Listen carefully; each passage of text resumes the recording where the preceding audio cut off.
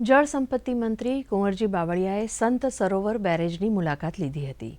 ઉપરવાસમાં વરસાદને પરિણામે ગાંધીનગર ખાતે સાબરમતી નદીનો પ્રવાહ વધ્યો છે, ત્યારે આ સ્થળે પ્રત્યક્ષ મુલાકાત કરીને જળ સંપત્તિ મંત્રીએ સ્થિતિની સમીક્ષા કરી હતી। તેમણે નીચાણવાળા વિસ્તારમાં આવેલા શહેરો અને ગામોનો સંપર્ક કરીને તેમને સતર્ક કરવા જરૂરી સૂચનાઓ આપી હતી। ધરોઈ ડેમમાંથી પાણી છોડવાને કારણે લોકરોડા, સંત સરોવર અને વાસણા બેરેજમાં પાણીની નોંધપાત્ર આવક થઈ છે।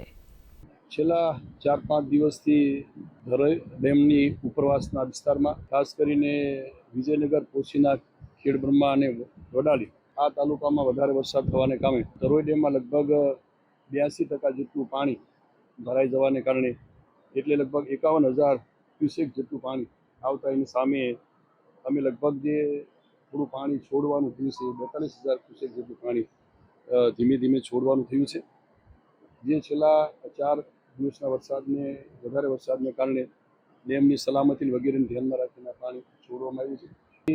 છોડતા પહેલાં અમે નીચે હેઠવાસના બધા વિસ્તારોને અગાઉથી આની જાણકારી પણ અમે આપી હતી અને આજે સંકલનમાં રહીને સતત અમે એનું મોનિટરિંગ પણ અમારા સિંચાઈ વિભાગના અધિકારીઓ કરી રહ્યા છે।